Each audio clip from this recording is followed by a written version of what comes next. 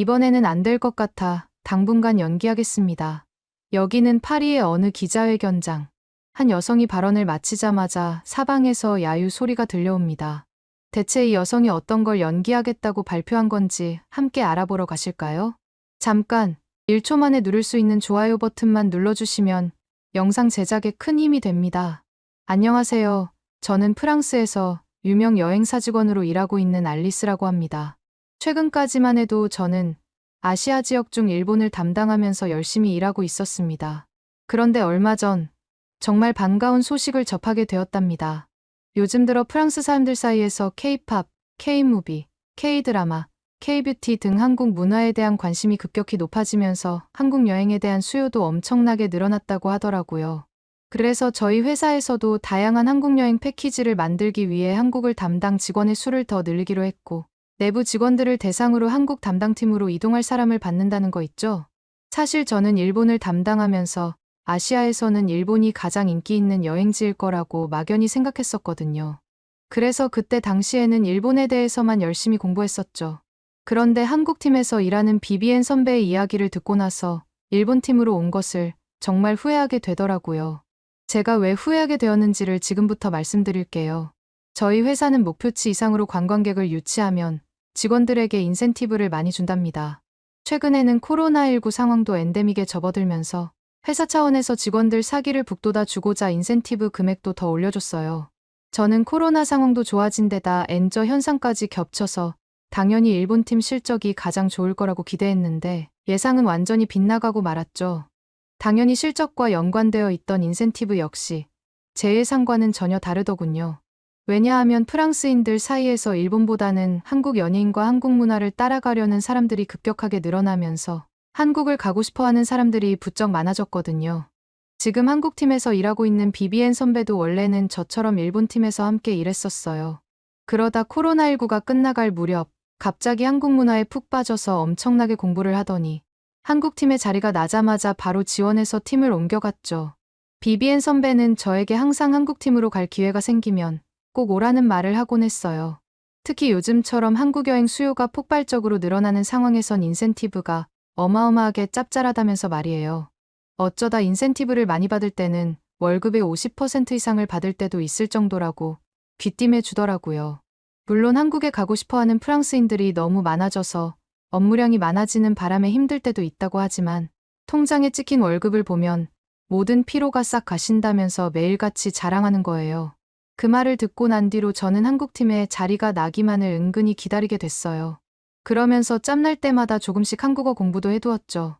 그러던 어느 날 드디어 한국팀에서 팀 이동 희망자를 받는다는 공고가 떴고 저는 이번만큼은 무조건 갈 수 있을 거라 자신했죠. 그런데 뜻밖에도 제 생각은 빗나가고 말았어요. 한국팀 인센티브가 워낙 짭짤하다는 소문이 회사 내에 모를 사람이 없을 정도로 퍼진 데다 한국 출장을 핑계로 공짜 한국 여행을 노리는 직원들이 속출하면서 여행사 전체 직원 중 절반 정도는 전부 한국팀에 가겠다고 지원을 했다는 거예요. 심지어 그 경쟁률이 무려 50대 1이나 된다는 거 있죠. 그 소식을 듣고 난 뒤로 속이 쓰리더라고요. 진작 한국팀에 갈 걸 하고 말이에요. 괜히 일본팀에서 허송세월만 보냈다는 사실에 땅을 치고 후회했답니다. 하지만 이미 시간을 버렸으니 후회해도 어쩔 수 없잖아요. 아쉬움을 뒤로 한 채 저는 일에 집중하기 위해 노력했습니다. 그 사이에 팀 이동 결과 발표일이 다가왔는데 초조해지는 건 어쩔 수 없더군요. 50대 1이라는 경쟁률을 뚫기란 하늘의 별 따기일 테니까요. 그런데 그날 제 눈을 의심케 하는 일이 벌어졌어요. 제가 그토록 바라던 한국팀에 배정되었다는 메일이 온 거 있죠. 제가 어떻게 뽑히게 된 건지 믿기지 않았지만 그토록 염원하던 한국팀에 가게 되다니 너무나 기뻐 소리를 지르고 싶었답니다. 하지만 주변에 한국팀으로 발령받지 못해 속상할 사람들이 있을 테니 입을 꾹 닫고 속으로만 신나 있어요. 이 소식을 BBN 선배에게 자랑했더니 선배도 제게 엄청 잘 되었다면서 같이 좋아해줬답니다. 저는 왜 그토록 많은 사람들 중에서 제가 뽑힌 건지 너무 궁금해서 BBN 선배에게 물어봤어요. BBN 선배는 그걸 듣고 웃으면서 이렇게 설명해 주더군요. 회사 전반적으로 지원자가 너무 많다 보니 한국팀 내 담당자들도 누구를 뽑아야 할지 고민이 많아 보였는데 제가 그동안 쌓아온 성과도 좋고 동료 평가 점수 역시 비교도 되지 않을 만큼 좋다 보니 당연히 저를 뽑을 수밖에 없었을 거라고 말이에요. 그리고 가장 플러스 요인이 된 건 한국어 관련 자격증이 있다는 사실이었다고 하더군요. BBN 선배는 한국어 자격증이 많은 지원자들 중에 저밖에 없다고 했습니다. 사실 BBN 선배는 제가 이미 뽑혔다는 사실을 다른 사람들보다 좀 더 일찍 알고 있었다는데 혹시라도 변수가 생길까봐 조심스럽다 보니 저에게 미리 말하지 못했다며 미안해하기까지 하더라고요. 하지만 저는 그런 건 전혀 상관없었고 BBN 선배와 함께 일할 수 있게 돼서 너무나 행복할 따름이었답니다. 한국팀으로 자리를 옮긴 뒤 저에게 맡겨진 첫 임무는 저희 회사의 기존 한국여행 패키지를 샅샅이 분석하는 일이었어요. 프랑스 사람들이 저희 회사의 패키지를 통해 한국에 다녀온 여행 후기를 꼼꼼히 읽어보면서 호평을 받은 부분과 아쉬운 점이 무엇인지 파악하는 게 급선무였거든요. 이 일에 어느 정도 적응이 되어갈 즈음 윗선으로부터 공지가 내려왔어요. 경쟁사와 차별화된 재미있고 특별한 패키지 상품을 개발하기 위해 직접 한국 현장으로 출장을 보낼 직원을 모집한다는 내용이더라고요. 저는 아직 한국팀에 들어온 지도 얼마 안 되었다 보니 한국에 가본 적이 없어서 필수 참여자였고 저와 함께 한국으로 떠날 한국팀 직원은 BBN 선배였답니다. 그 후로 한국에 출발하기 전까지 BBN 선배와 저는 둘이서 프랑스 사람들이 한국 패키지 여행의 어떤 점에서 불편함과 아쉬움을 느끼는지 샅샅이 조사했어요. 그리고 이를 보완하기 위해 어떤 새로운 관광지를 패키지에 포함시켜야 할지 고민도 많이 했죠. 그리고 후보에 오른 관광지들을 한국 출장 때 직접 가보기로 했답니다. 그렇게 저희는 프랑스 관광객들에게서 절대로 빠질 수 없는 경복궁 관람과 한복 체험부터 시작하기로 했어요. 사실 저는 한국에 오기 전부터 경복궁에 대해 많이 들어서 알고는 있었지만 막상 한복을 곱게 차려입고 그곳을 직접 가본다는 생각에 설레고 괜히 긴장되더라고요. BBN 선배는 그런 저를 보면서 자기 한국팀 처음 들어왔을 적 생각난다고 귀여워했죠. 저희가 향한 곳은 경복궁 주변에 있는 한복 체험 샵이었어요. 그런데 막상 그곳에 들어가 보니 생각했던 것보다 훨씬 다양한 색깔의 한복들이 가득해서 당황했습니다. 어떤 한복을 입어야 할지 고민이 돼서 어디로 눈을 둬야 하는지도 어렵더라고요. 저는 한국의 전통 한복하면 주로 빨간색, 노란색인 원색 계열일 거라고만 생각했거든요. 하지만 막상 한복 대여샵에 가보니 원색뿐만 아니라 파스텔 톤의 한복까지 종류가 무척 다양하더라고요. 게다가 한복에 어울리는 미니 가방이나 머리 장식 같은 소품도 많아서 보기만 해도 절로 기분이 좋아지는 거예요.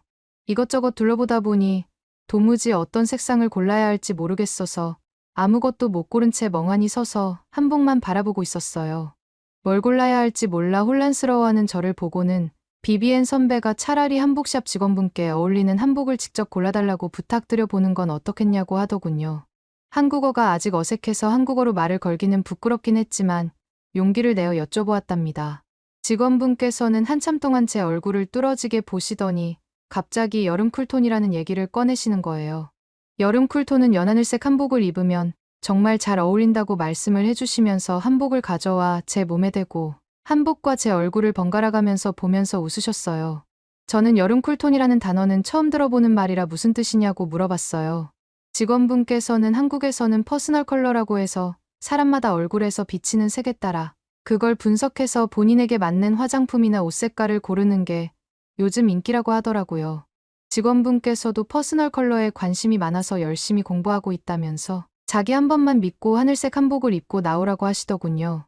저는 그렇게 직원분이 고른 연하늘색 치마가 있는 한복을 입어보고 나오자 BBN 선배와 직원분 모두 엄지손가락을 치켜 세워주셨어요. BBN 선배는 직원분께 이렇게까지 잘 어울리는 한복을 어떻게 고를 수 있었냐며 감탄하셨고 자기도 어울리는 한복을 골라주면 안 되냐고 했어요. 저희는 직원분께서 골라주신 예쁜 한복으로 갈아입은 후 머리를 어떻게 해야 될지 몰라 거울 앞에 서서 머리를 이리저리 만지고 있었습니다. 그때 직원분께서 머리까지 예쁘게 손질해 주시겠다며 화장대로 안내해 주시더라고요. 한 올 한 올 정성스레 따아 올려주시는 직원분의 섬세한 손길에 정말 감동했답니다. 평소 지저분하고 부스스했던 제 머리카락이 단숨에 깔끔하고 단정해지는 모습을 보니 정말 신기했어요. 여기에 직원분께서 각자 어울리는 머리 장식까지 꽂아주니 마치 공주님이 된 듯한 기분마저 들더라고요. 그렇게 화려한 모습으로 단장을 끝낸 저희는 경복궁으로 당당하게 걸어갔답니다. 처음에 한복을 입었을 때는 부끄러웠는데 한껏 꾸며진 모습을 보니까 더 자신감이 생기더라고요. 웅장한 고궁이 모습에 압도당한 것도 잠시, 저는 경복궁 곳곳을 누비며 한국의 역사와 문화를 이곳저곳에서 느끼기 시작했어요. 아마 한국의 매력을 제대로 체험할 수 있는 장소라면 경복궁이 최고가 아닐까라는 생각이 들더군요. 수백 년의 세월을 견뎌낸 건축물들은 그 오랜 시간에도 불구하고 여전히 고급스러운 멋과 아름다움을 간직하고 있었어요. 화려하면서도 단아하고 기품 있는 모습이 어우러진 이 궁궐의 모습에서 화려함과 절제미가 공존할 수 있다는 걸 처음으로 깨달았답니다. 경복궁이 한국 여행의 하이라이트로 꼽히는 이유를 직접 경험하고 나니 바로 이해가 되더라고요. 그렇게 한복을 입고 경복궁에서 많은 인증샷을 찍은 후에 저희는 다음 행선지인 청계천으로 발걸음을 옮겼어요. 청계천은 경복궁에서 그리 멀지 않은 곳에 있었거든요. 프랑스인들은 도심 한복판에서 생강처럼 자연 경관을 즐길 수 있다는 곳에 큰 매력을 느끼는 거 알고 계셨나요? 도심 한복판에서 자연 경관이 유지되는 것도 힘들고 그걸 깨끗하게 관리하는 것도 아주 힘들다는 걸 잘 알고 있거든요. 거기다가 파리 생강공원은 깨끗하게 잘 유지되지도 않으니 프랑스인들이 청계천을 직접 보게 되면 높이 평가할 거라는 게 예상이 가서 저희는 다른 여행사와는 차별화된 패키지 상품을 만들기 위해 직접 청계천을 가보기로 했답니다. 사실 비비엔 선배도 청계천은 처음 가본다고 해서 저희 둘 다 상당한 기대감을 안고 있었답니다. 하지만 한편으론 약간의 의심도 들었어요. 그냥 작은 도심 하천이라는데 관리가 제대로 되고 있을지 좀 걱정이 되기도 했거든요. 하지만 저의 우려와 달리 청계천에 도착해보니 시민들이 편히 산책할 수 있도록 도보가 아주 잘 정돈되어 있었고 하천을 감상하며 앉을 수 있는 계단식 공간도 훌륭하게 조성되어 있더라고요. 그 광경을 보면서 저는 프랑스라면 어땠을까 생각하니 절로 고개를 절레절레 흔들어졌습니다. 제가 그렇게 고개를 흔들고 있으니 비비에는 뭐 하는 거냐고 묻더라고요. 저는 프랑스에 이만한 하천이 있었다면 어땠을지 비비엔한테 얘기를 했어요. 아마 벌써 저 하천에 온갖 생활 쓰레기가 나뒹굴고 있었을 거고 물은 프랑스 사람들이 노상방뇨를 해서 심하게 오염되었겠죠? 심지어 길 가는 사람들이 큰 길 가리지 않고 볼일을 보는 광경도 상상이 갔어요. 제 말을 듣고 있던 비비엔 선배도 크게 공감하며 웃음을 터뜨리더군요. 같은 하천이라도 한국과 프랑스의 관리 수준은 상상만 해도 엄청난 차이가 날 것 같았어요. 한국에서는 당연한 일상인 것들이 왜 프랑스에서는 그렇게 하지 못하는 건지 문득 부끄러운 생각도 들더라고요. 파리가 낭만의 도시가 아니라 이제는 악취가 진동하는 도시로 전락해버린 현실이 새삼 마음 아팠답니다. 한편 청계천의 물가에 자라난 수풀들을 보니 이곳이 얼마나 정성껏 가꾸어지고 있는지 알 것만 같았어요. 저는 문득 물 위에서 물고기 같은 것이 헤엄치고 있는 걸 봤다고 비비엔 선배에게 말했죠. 그랬더니 선배도 몹시 놀라는 눈치였어요. 이렇게 좁은 도심 하천에서 물고기가 산다는 게 믿기지 않는다면서 말이에요. 청계천이 얼마나 잘 관리되고 있는지 물고기만 봐도 알 수 있었죠. 비비엔 선배는 청계천을 바라보면서 사실 지금의 청계천은 옛날에는 고가도로로 덮여 있었던 걸 알고 있었냐고 묻더라고요. 그 말을 듣는 순간 온몸에 소름이 돋았어요. 서울 한복판에 잘 가꾸어진 아름다운 하천이 있다는 게 새삼 신기했는데 그 위로 한때는 거대한 고가도로가 덮여 있었다니 상상조차 되지 않았거든요. 지금의 청계천은 마치 원래부터 이런 모습이었던 것처럼 자연스럽게 도심과 어우러져 있으니까요.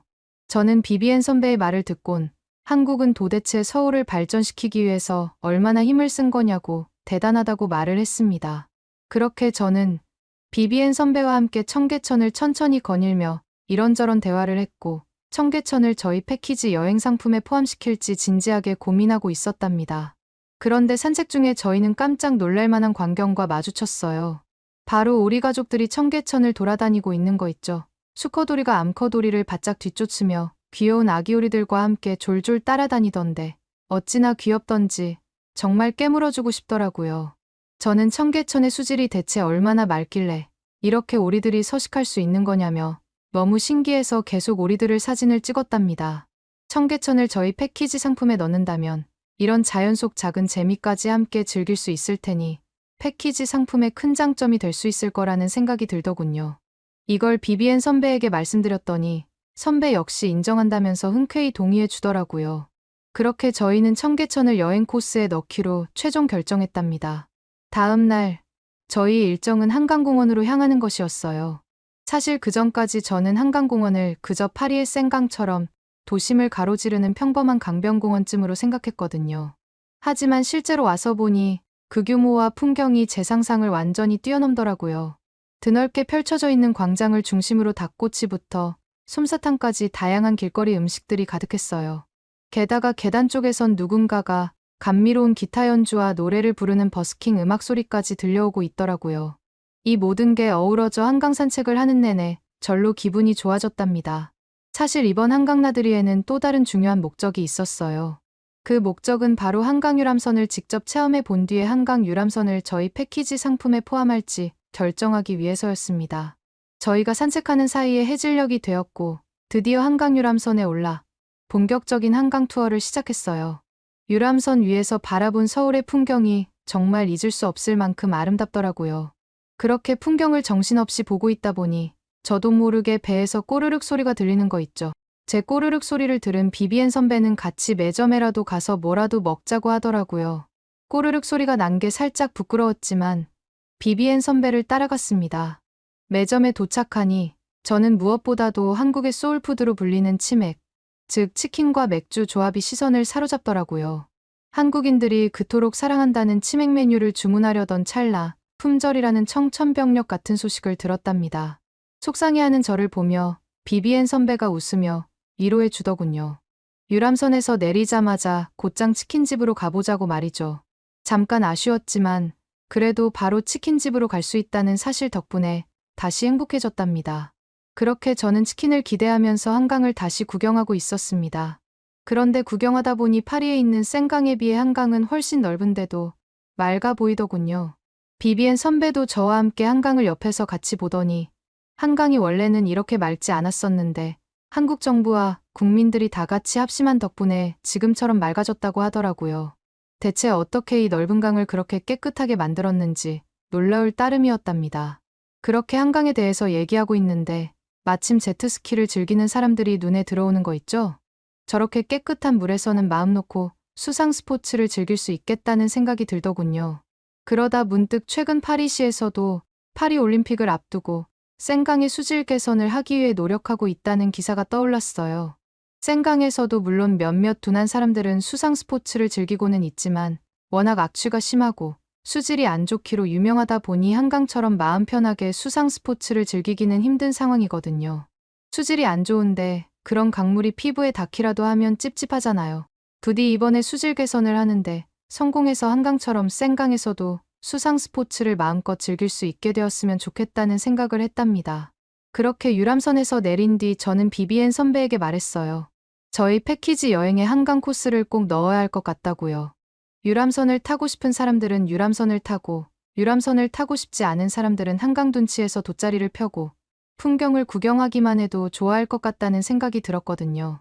근데 한 가지 걱정되는 게 있더라고요. 비비엔 선배한테 한 가지 걱정이 있다고 하니까 비비엔 선배가 뭐냐고 물어봤어요. 저는 한강공원이 워낙 넓다 보니 투어에 참가한 사람들한테 자유시간을 준 다음 다시 만날 때 중간에 길을 잃어버리면 어떻게 해야 할지 모르겠다고 말했습니다.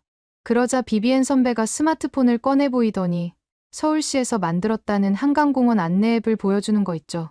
그러면서 관광객들에게 미리 이 앱을 깔아두게 한 다음에 어디서 만나야 할지를 지정해 놓으면 문제가 없을 것 같다고 설명해 주더라고요.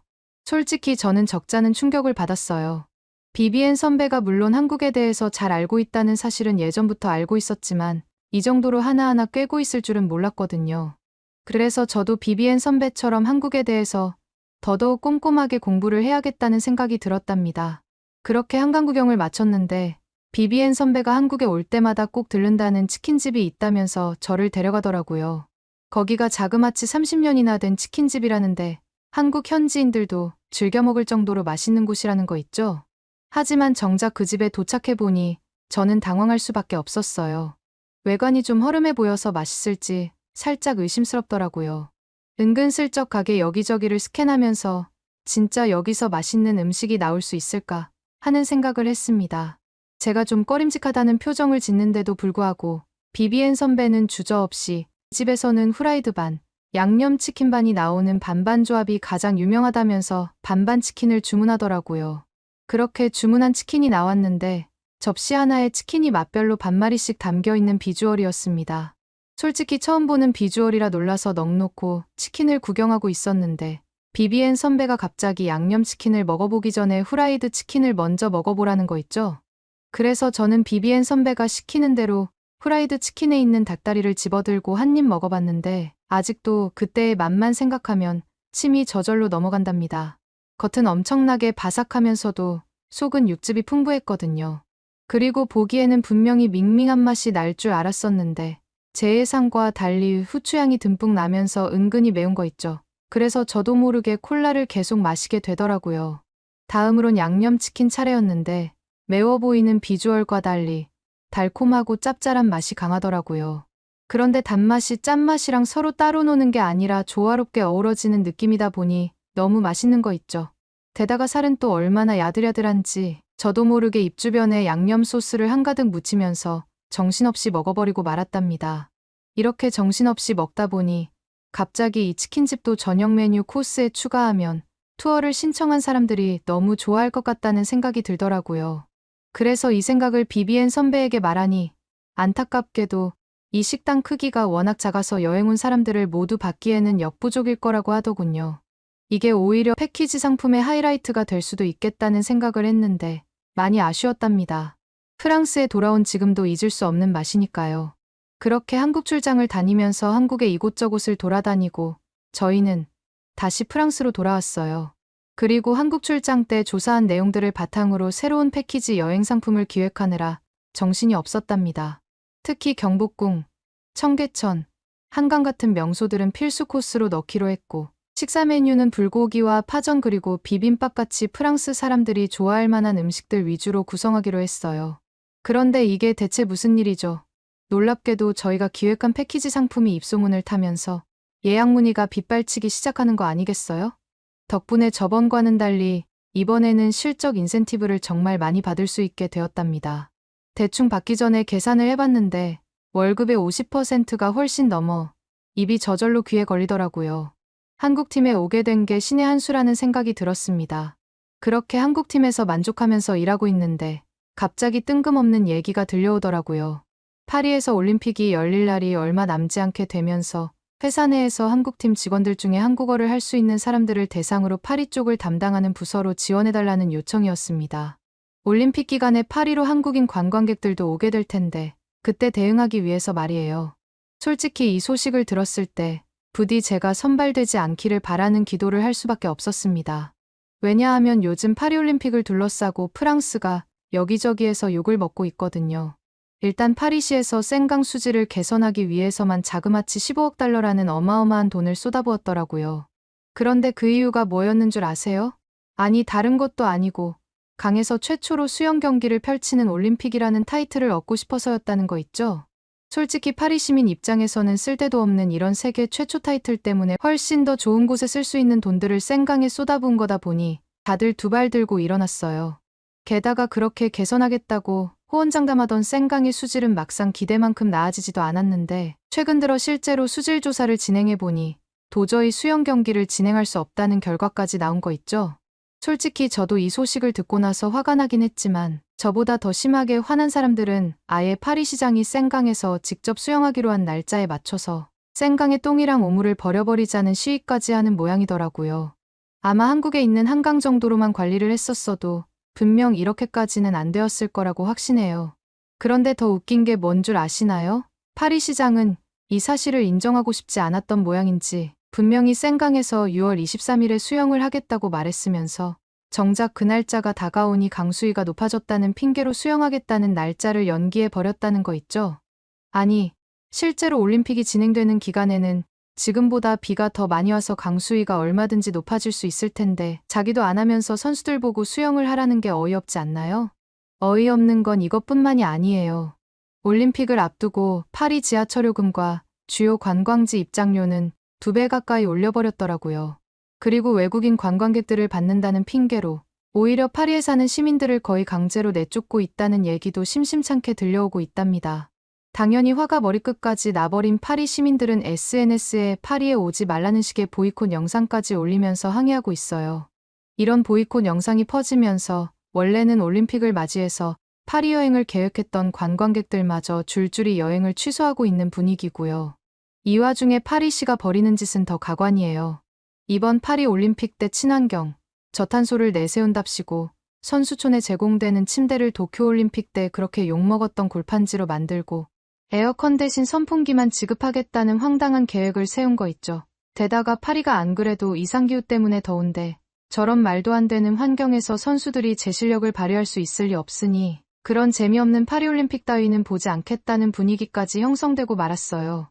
이렇게 파리올림픽이 주최 측의 엄청난 판단 오류로 인해 역대급으로 망해버린 올림픽이 될 게 눈에 훤하게 보이니 저희뿐만 아니라 다른 여행사들도 다들 목표치를 채우기 힘들 것 같아서 분위기가 많이 안 좋답니다.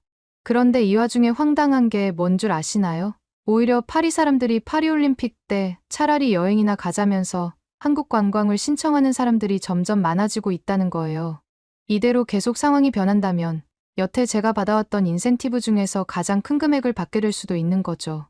하지만 저한테는 이게 전부 남의 일이랍니다. 왜냐고요? 한국팀이 아니라 파리 쪽 부서로 지원을 나가게 되면 한국팀에서 일하는 게 아니니 인센티브는 받을 수 없다는 지침이 내려왔거든요. 물론 한국팀 팀장님이 어떻게든 지원 나가는 사람들을 챙겨주도록 노력하겠다고는 하지만 아무리 그렇다고 한들 금액이 적어질 확률이 훨씬 높은 거잖아요. 결국 최악의 상황에는 인센티브는 하나도 받지 못한 채 일만 힘들어지게 되는 거죠. 그래서 그렇게 지원을 나가기 싫어했던 거였어요. 슬프게도 한국팀에서 한국어 자격증이 있는 직원이라곤 저와 비비엔 선배뿐이다 보니 결국 저희 둘이 사이좋게 지원 인력으로 뽑힐 수밖에 없었답니다. 당장 이번 달 수입에 큰 타격이 생기게 된 저희는 폭발할 수밖에 없었고 당장 이번 주에 파리올림픽 조직위원회 본부 앞에서 시위가 열릴 예정이라는데 거기 참가하기로 결심했답니다. 가만히 눈 뜨고 지켜보고 있는 것보다 이렇게라도 하는 게 더 낫겠죠? 그나저나 여러분들도 파리올림픽을 아예 안 볼 예정이신가요? 오늘의 사연은 어떠셨나요? 오늘의 사연이 마음에 드셨다면 좋아요만 한번 눌러주세요.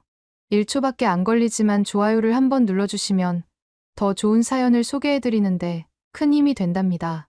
긴 영상 시청해주셔서 감사합니다. 오늘도 행복한 하루 보내세요.